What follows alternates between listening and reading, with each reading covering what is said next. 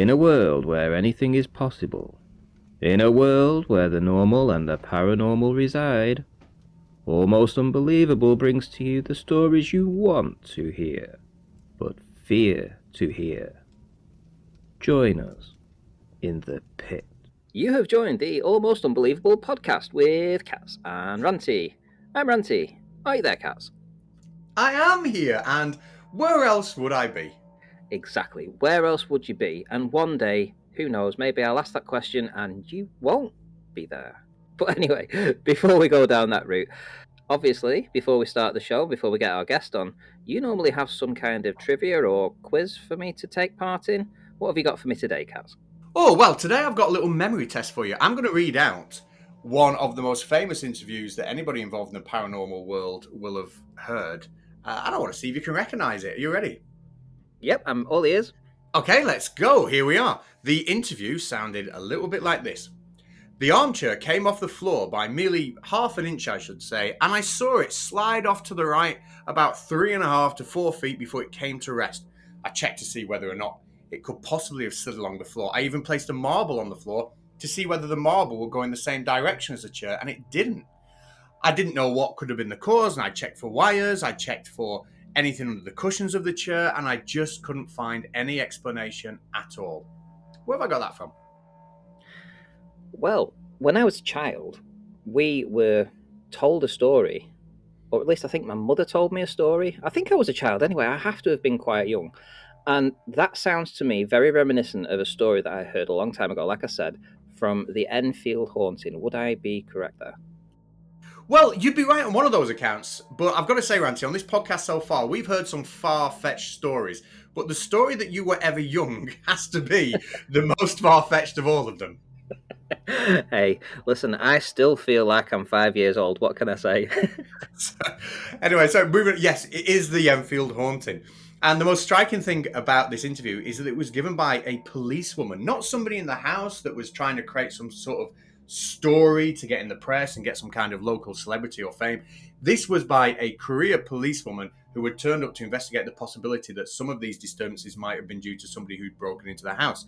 And for her to say that she'd seen this chair on national TV levitate was a huge risk for her to take if it wasn't something she thoroughly believed she'd seen. So that interview really sticks in my mind for a lot of reasons.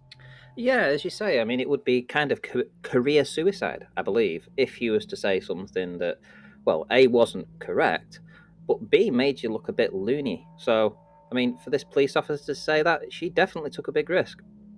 Absolutely. And, you know, we've had a little story there about a haunted house and a chair moving.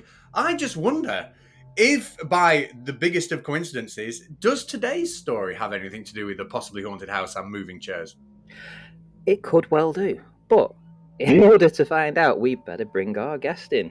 And our guest today is Sam, and she's going to tell us a story about something that happened to her some years ago, but has stayed with her. And without further ado, let's bring her on to ask her. So when I was in my early 20s, I rented this top floor apartment in this building that, you know, it had been this really big brownstone, but at some point, you know, developers came in and gutted it and turned it into apartments. And the building itself was really old, but the place inside looked really new because of what they did. I got this apartment at a steal. The current tenant was still paying rent, like for 6 months or something, but she didn't actually live there. And I experienced a lot of weird things in this place. And because I got it at a steal and I was very young, you know, I stayed through all of it because, you know, where else was I going to find a great place like that? And some of it was really harmless, you know, like every evening at 10:30 at night, one of my kitchen chairs would pull themselves out and you could hear someone sitting down in it. And every morning I would just push the chair back in and sort of remark to no one in particular that, you know, they could have the courtesy of pushing the chair back in. And, you know, I never had any witnesses to it until I began dating this guy. And he stayed with me for a week over Christmas. And one night as we're laying in bed, the chair, you know, as it always did, pulled itself out. And you could hear the creaking of someone sitting down in it. And he was absolutely spooked. I mean, I had to reassure him that, you know, this is normal from my place. It's all right. Everything's good. And, for him, it was not okay. He was very frightened. So I began kind of a nightly routine, which was I would start playing this film, Pride and Prejudice. It's just kind of calming, really easy. Nothing frightening happens in it that would wake me up. And so I always played it at night because I had no other means of kind of finding peaceful sleep since I moved into the apartment. So that night, after he was very afraid of this chair, I started the movie on a very low volume and we tried to sleep. And not long after, I found myself being woken up by him from, sleep paralysis, which is something that I experience regularly. But he was absolutely stricken with terror. And he goes, "There's something in here with us. Please, please wake up. There's something in here." And coming out of sleep paralysis is really disorienting. But, I started to hear these familiar sounds that sort of precede oddness in that apartment, which was all of the electronics would start to click. My bedside lamp would click, the television would click. It's hard to explain it, but it's almost like when you turn on one of those old fluorescent bulbs and sort of, the electrical pulse sound as it's turning on. I tried to stay awake with him. He was so afraid, but I kind of got pulled back into sleep paralysis. It had this like hold on me that night, and I fell back into it. And the night kind of continued on by this cycle of him waking me up frantically saying, "There's something in here. I keep seeing this massive shadow that's, keeps coming closer and closer to your side of the bed, to you, every time you fall in sleep paralysis." And yeah, I mean, the night ended and, nothing big happened afterwards. But I'd say for me, the experience was a huge relief because I'd never had someone wake me up from sleep paralysis. So he was a bit of a white knight in my opinion. But he was also an absolute skeptic. Before that experience, he had never believed anything paranormal.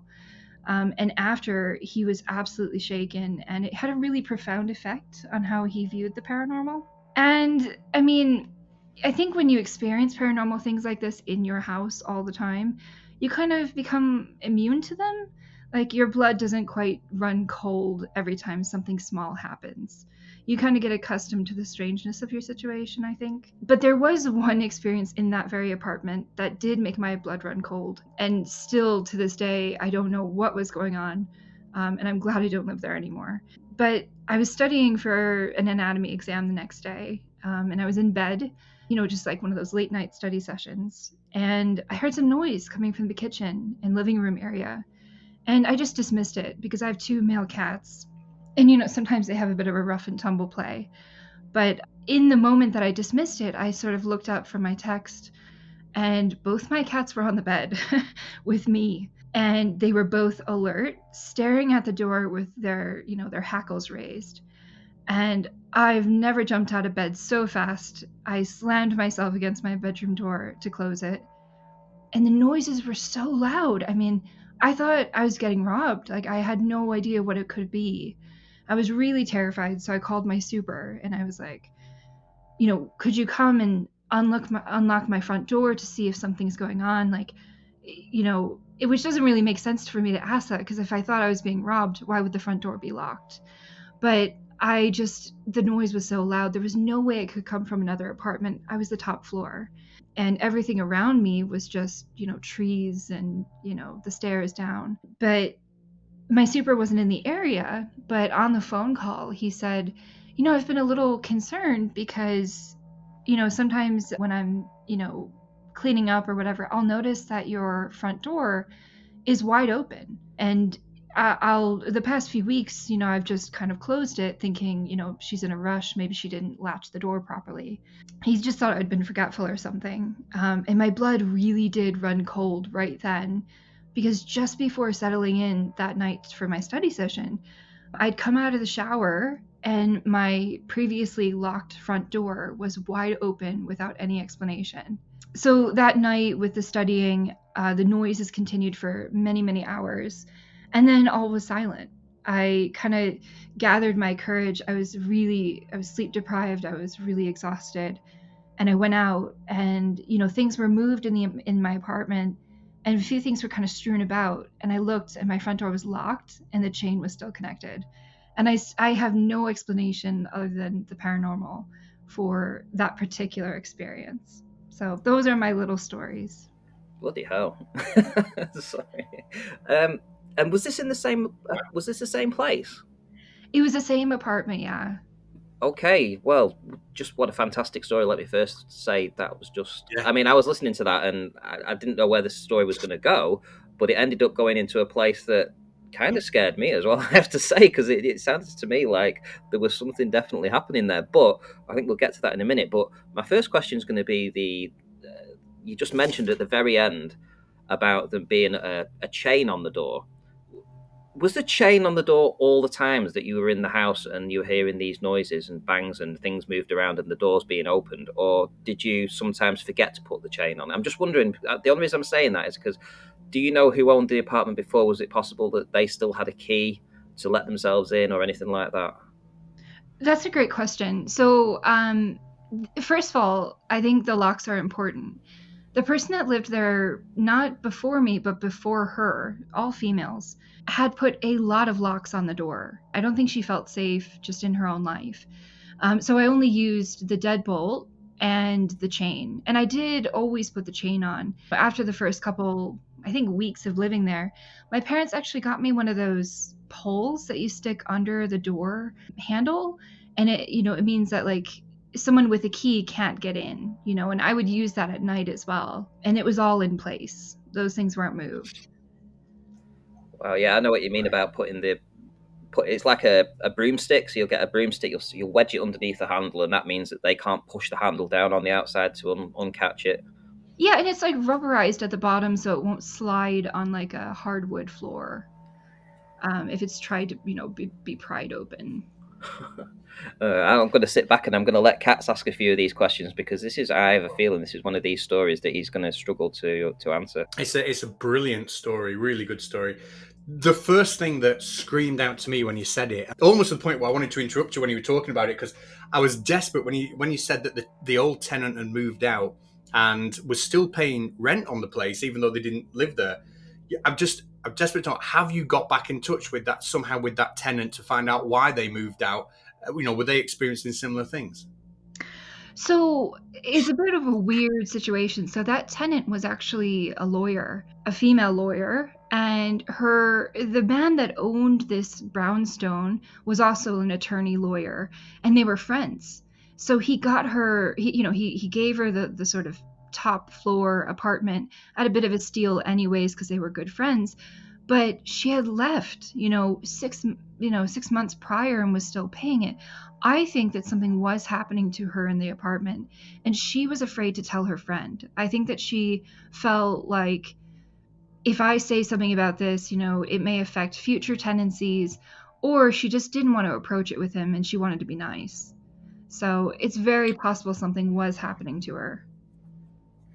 Because it is incredibly odd, isn't it? You get a nice top floor room in a newly furbished build, and then you leave and carry on paying the rent after just a short amount of time. That's what's even weirder. When I viewed the apartment, I mean, she had an L sectional couch.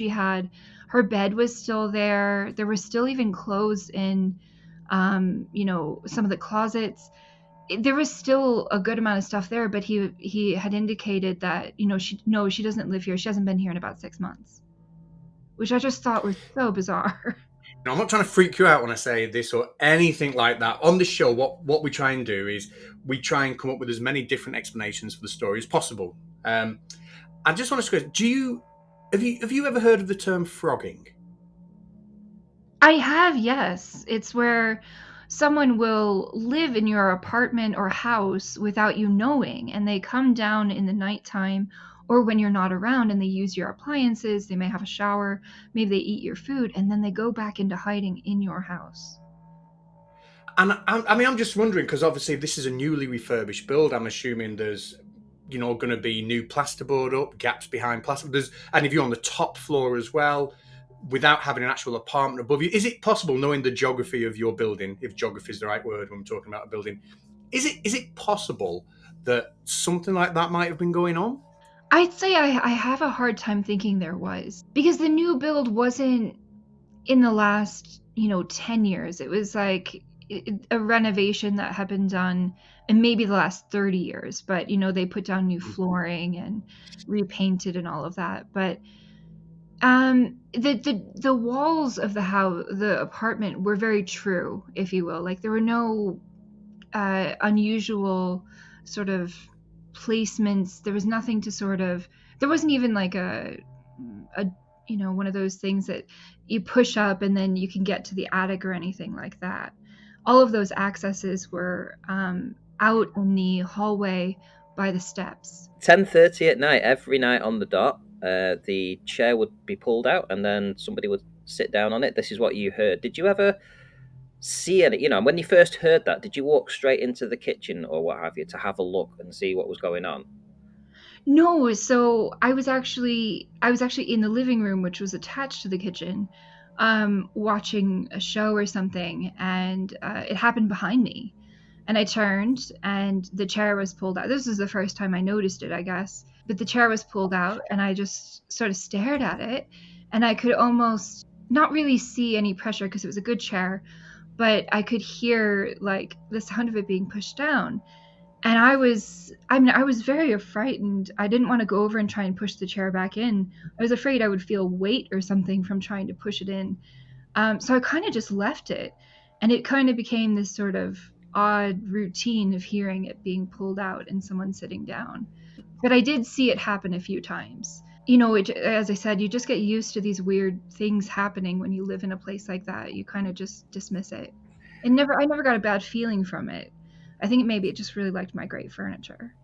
See, this to me is really good indication of some kind of poltergeist activity, because Katz is trying to say maybe there was some frogging going on with somebody being able to come in and sit on the chair and pull out the chair and things like this. But what you're telling us here is that you were in basically the same room and you never ever once saw any human, real person living there that actually moved the chair or anything like that.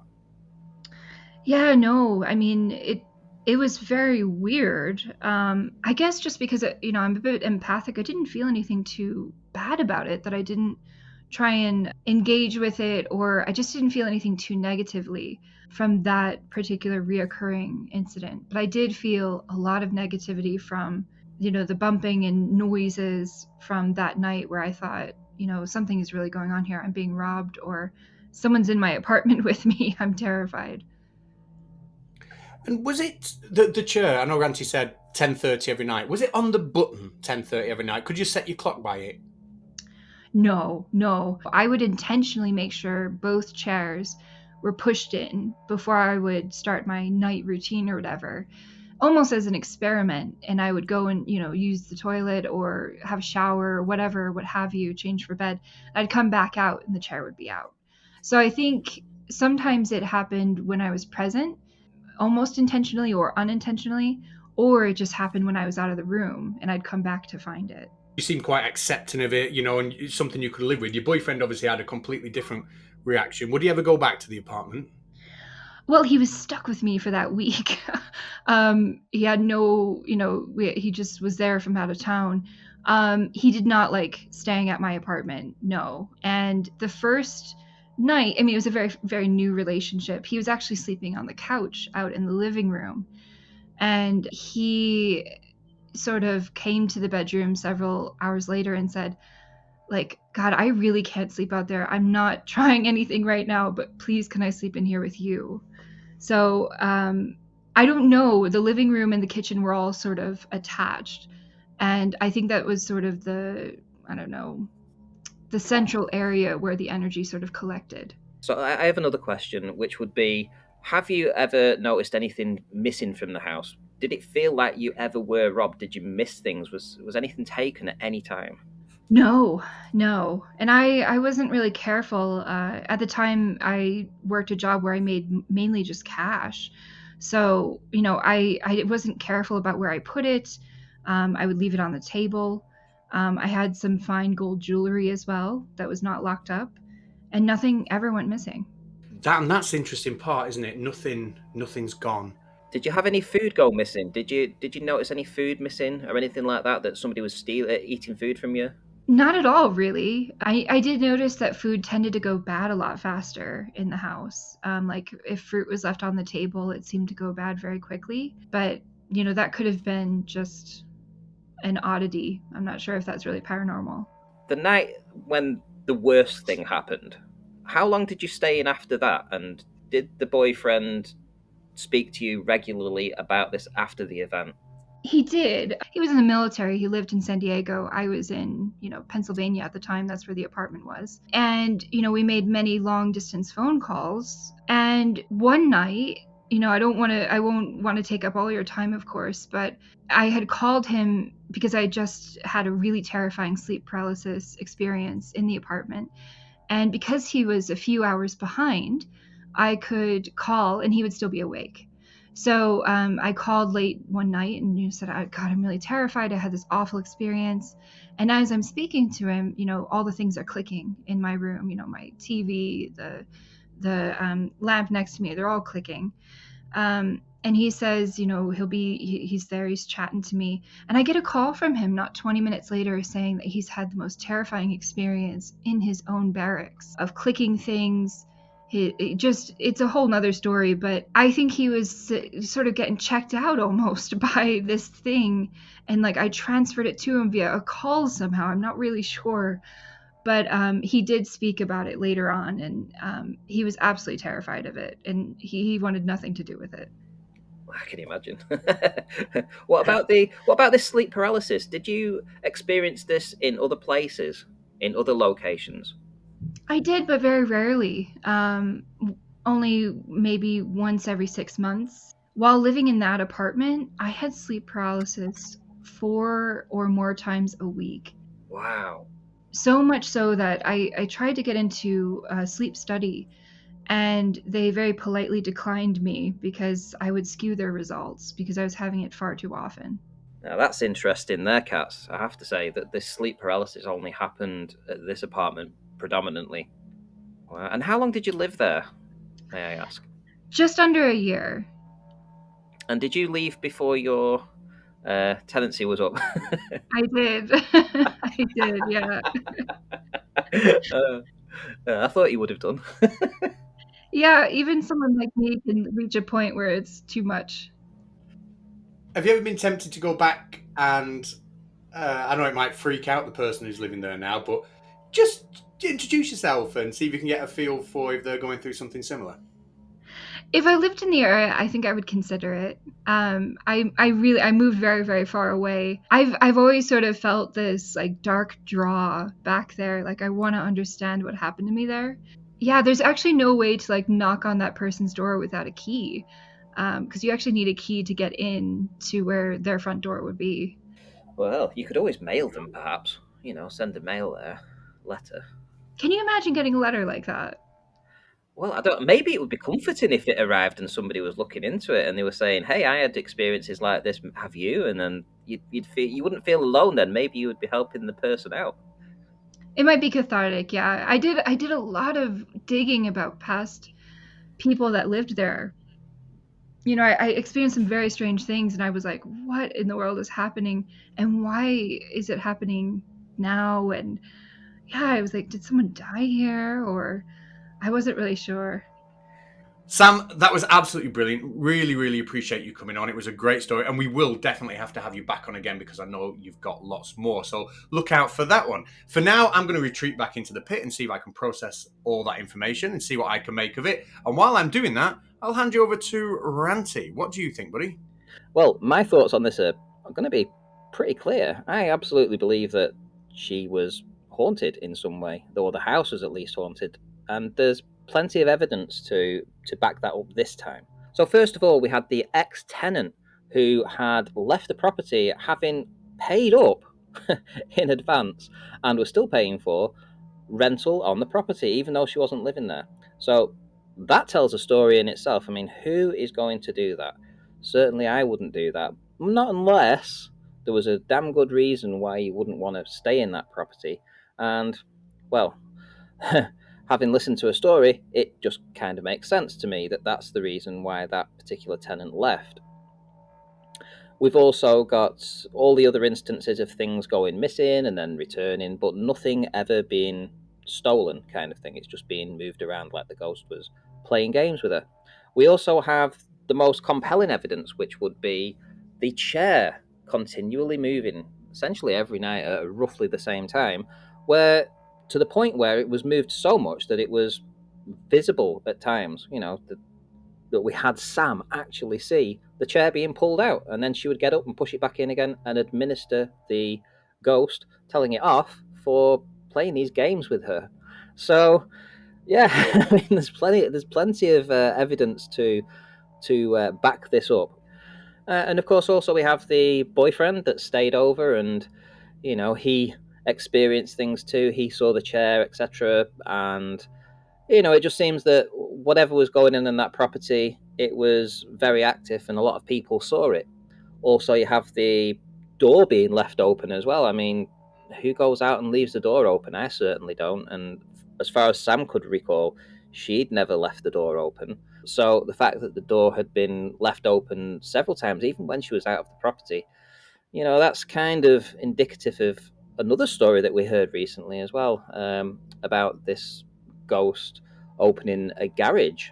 Funnily enough, I don't know if the podcast has been out yet, but we've definitely heard that story. So it seems that whatever's going on, these ghosts definitely like to play around and maybe open doors. So all in all, I'm going to say I'm a I'm a believer in this one. I think there's enough in this to push it away from the realms of being explainable in science. Now, of course, I'm not the science expert here. That's Katz. So with that, and I'm going to drop it on you now, Katz. What can you offer in a scientific way with this? Right, you're going to drop it on me. Right, what knowledge bombs can I come up with here? This is a tough one, and I'll tell you why it's a tough one.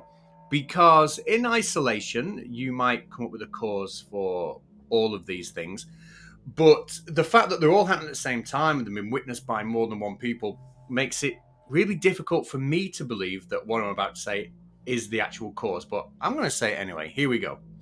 It's really intriguing to me that the previous tenant moved out before Sam moved in. It does sound, certainly, they paid up way in advance, months in advance, and then to throw all that money away, either they've got themselves a fantastic opportunity, a job somewhere that they just can't turn down, or they just didn't want to live in the house anymore. And the fact that Sam also left early, with some weeks' rent paid in advance, is, it's pretty telling. But where do I start? Okay, let's start with things moving around the house. The only thing I can think of, and I did mention this in the podcast, the only thing I can think of is there was something odd going on in that house, but it was more natural in its cause. Maybe, and I hate to think about this because this is more scary than even a ghost to me. Maybe it was an instance of frogging where somebody had taken the opportunity that it was a new building with false walls, etc. They could literally live for free in somebody's apartment, and the doors kept opening and closing because that was somebody just coming in and out at will. Maybe that would be absolutely horrendous. Maybe it was some sort of animal that was not deliberately picking things up and moving around, but maybe knocking things into different places, perhaps. Now, that would be my tenuous kind of attempt at explaining why things are moving around the house. The chair really gets me. Why would a chair continue to slide along the floor? I've got no idea. I remember being sat in a pub once, having a pint of beer, and a little bit of the beer had spilt down the side of the glass and it got underneath the glass. And I remember sitting and watching as that glass hydroplaned across the table. It just moved all on its own. And then I picked it up and I moved it back to the start, and that pint glass full of beer just moved all across the table. But of course, that was because the bottom of the glass was wet, and when I dried it, it wouldn't move anymore. I cannot possibly for the life of me say that a chair is moving night after night after night because the floor is wet and she hasn't noticed. But that's the only thing I can think of that will cause an object to repeatedly move when put back in a certain position. In terms of the seeing things, again, there's many reasons we can think of that will cause somebody to hallucinate, but to have two people hallucinating and seeing the same thing is very hard. So, I have to take the events of the story at face value, and that means I'm stumped on what the cause could be. I think. Damn And it. I think And I think because Sam as well, I mean, she was such a enjoyable guest who retold the story very eloquently and was very clear about what she actually experienced. So, to me at least, I mean, it was very believable, I have to say. I mean, everything seemed legitimate to me. What about you? Yeah, I mean, we spoke to Sam quite a bit after the podcast as well, didn't we? And she did seem an extremely down to earth person. She was looking for a rational explanation. You know, she was, I think she'd have been very happy if somebody could have come to her and said, oh, actually, this is what's happened. She's not the type of person that is looking for some kind of paranormal reason for something to happen. So that in itself says to me that her story should be taken more seriously than perhaps I might take others. So yeah, I've no idea, but it was a great story, and I know she's got more, and I know she's agreed to come back on, which is great. Yep. Well, I'm gonna round this up by saying that I found the story believable. I found the story believable, as in I believe that what she experienced. I would say that I think individually the parts of the story may have separate causes that are not paranormal in nature, but it will be one hell of a coincidence for me to claim that they were all happening at the same time. I'm going to have to put my thinking hat on this one and get back to you. So you're not gonna make a prediction. You're not gonna almost believable it. Okay, I will go that far then. For my first time, I will go that far. I will say almost believable. How about that? You broke me. That's the first time I've said it. Right, and with that, we are going to end today's show, but not before asking the audience. If you are listening on Spotify, please, please, please hit the follow button. It really does help us to know that you are interacting with the show and enjoying our content. And the next time we put a podcast out, you get first dibs on it. You get a recommendation in your little recommendation box. And if you're listening on YouTube, again, if you would kindly hit the subscribe button, it really, really does help because it tells us that you are enjoying the content. Thank you very much, and we'll see you on the next one. Goodbye. Goodbye.